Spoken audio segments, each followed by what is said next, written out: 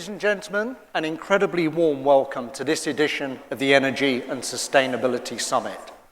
Can I just say before we begin that looking through the list of speakers and panelists we have lined up for you today, I can honestly say it's perhaps the strongest one-day conference lineup I've ever seen. So please, in advance, join me. Let's give all of those speakers and panelists a huge round of applause in advance.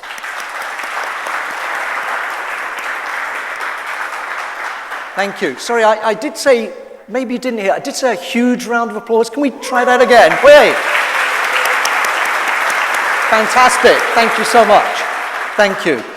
You know, ladies and gentlemen, a few years ago, I was very privileged to conduct a series of interviews with a man who's generally regarded as one of the world's leading business thinkers, a man called Gary Hamel.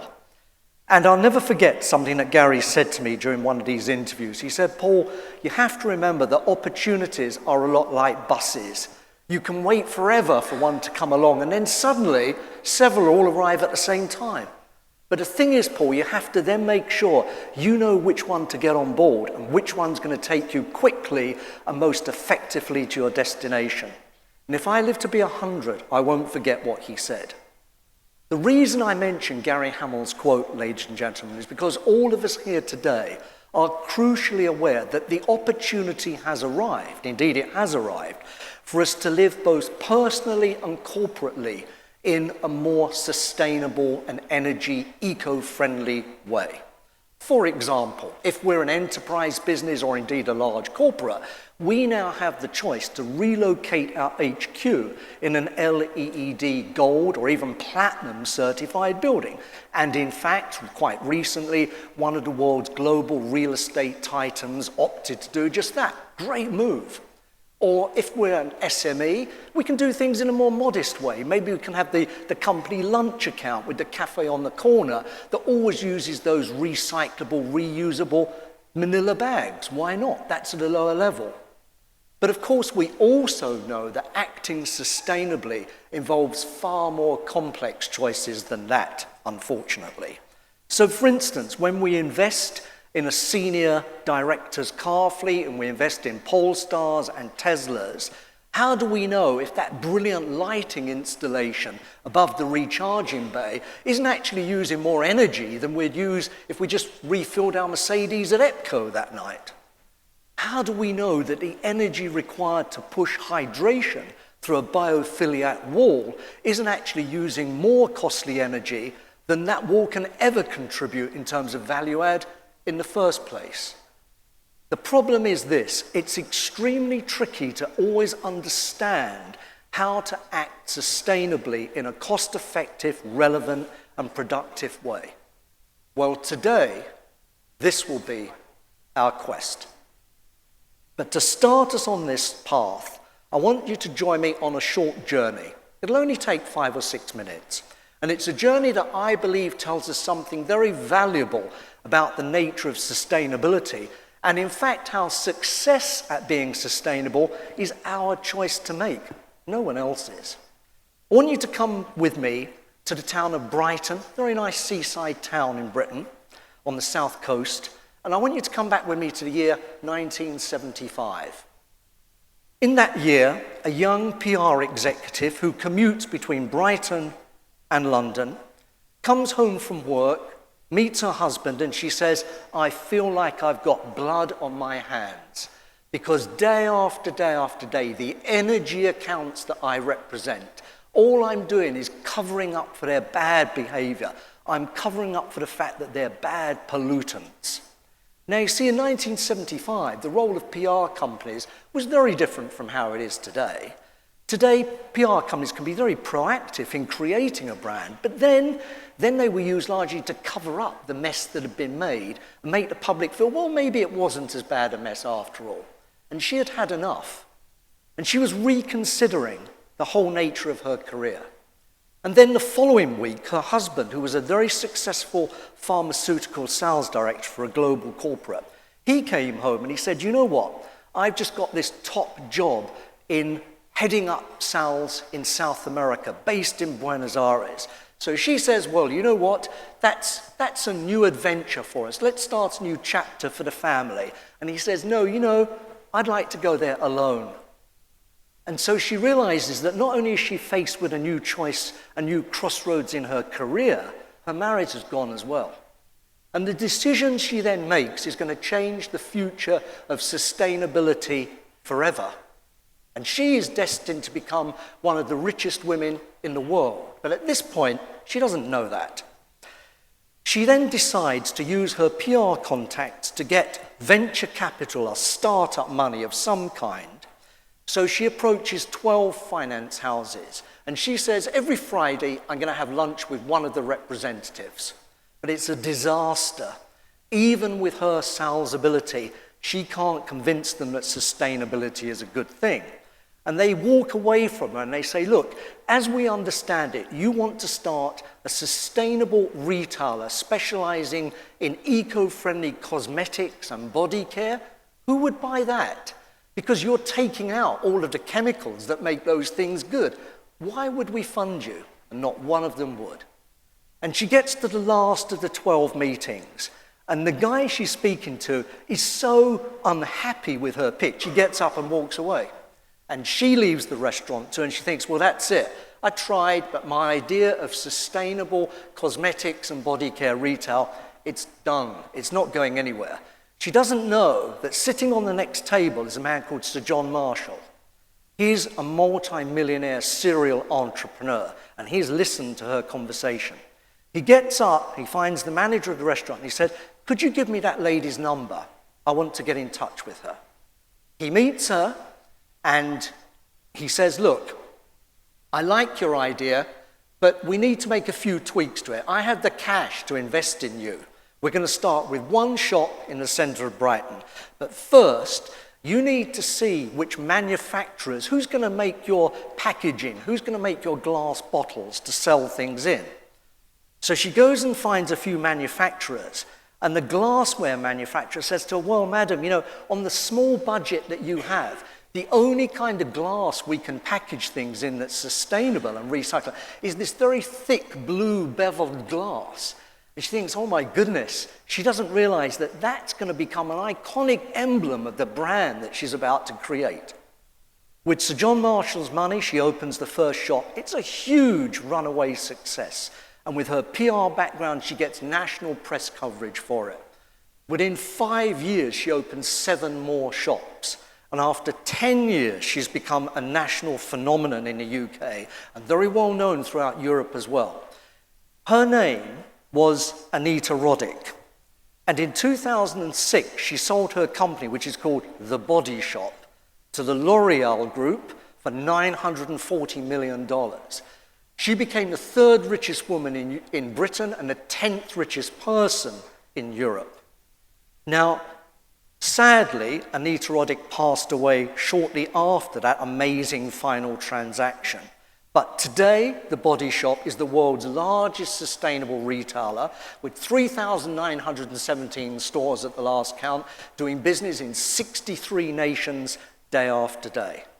Now, I'm not saying that today we're going to leave here with the sustainability ethos and entrepreneurial genius of Anita Roddick. How I wish we could. But what I am saying, ladies and gentlemen, is that we're going to leave here today in a few hours' time much better equipped to make relevant, practical, and effective choices for ourselves, our own lives, and the lives of the corporates that we today represent. To start us on this journey, there's simply nobody better qualified than the man who pretty much single-handedly put together today's amazing and nourishing agenda. He's the head of content of Big Project magazine, so please, a huge round of applause to welcome to the stage Jason Sundorkar. Thank you very much indeed. Thank you. Thank you. Good morning, ladies and gentlemen. On behalf of CPI Trade Media and Big Project Middle East, it is my pleasure to welcome you to the 2023 Energy and Sustainability Summit. We are honored to have you all here. I'd like to give special acknowledgement right now to our valued dignitaries from the Al Ain Distribution Company, Dubai's Supreme Council of Energy, and the Energy and Efficiency and Renewables Office at Ras Al Khaimah Municipality. Thank you for making the time to join the second edition of the Energy and Sustainability Summit. I'd now also like to acknowledge the dedication and hard work put in by my colleagues at CPI Trade Media. This incredible event would not have come together without the tireless efforts of each and every one of them. Another group that played a critical part in making today's event a success and happen are our sponsors. Thank you to our gold sponsors, Atkins and KEO International Consultants, silver sponsors, Acciona, AECOM, and ECC, bronze sponsors, AESG and Think Project, supporting partners, Climatize, Aegis, JLL, and Mott MacDonald, and last but not least, our knowledge partners, Heriot-Watt University. Please give them all a round of applause.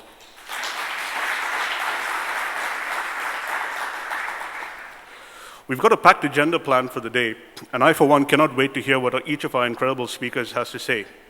Here, I'd actually like to recognize the efforts of my advisory committee, comprising of Dr. Ioannis Panos from KEO International, Dr. Paravatsu Ramaswamy Jangannathan from Soba Realty, and Louise Collins from JLL.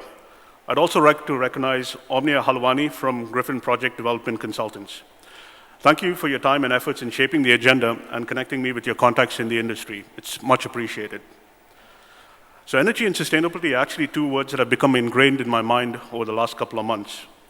In fact, they actually join a couple of other words that have been etched into my brain, including climate change, COP28, decarbonization, net zero, sustainable development, and others. Putting together conferences and a monthly magazine focused on the built environment, as well as energy and water, it's impossible to actually avoid seeing these words on a day-to-day basis today. In fact, if you keep your eyes trained on the internet and what's happening on the world around you with regards to climate change, it's actually easy to get upset and have a really bad day. Every day, it seems like there's a new warning by accredited scientists and independent industry bodies with plenty of data to back up the headlines that we are heading towards a climate catastrophe. It's actually harrowing stuff, but rather than dwell on the negative, I'd like to remind myself that we actually have a fighting chance to build and maintain a sustainable future. As a species, we are incredibly resilient, and I believe that we have what we need to correct the course we carelessly set ourselves on. The proof is in the pudding, as they say, and we've done amazing things in the past when faced with other environmental disasters. Growing up in Dubai, I read somewhat obsessively about ozone depletion and acid rain. Both of these issues actually gained international attention around the 1970s. However, thanks to the widespread efforts by galvanizing initiatives such as the Montreal Protocol, ozone levels actually stabilized by the mid-1990s. More recently, in 2019, NASA reported that the ozone hole was actually at its smallest since it was first discovered in 1982.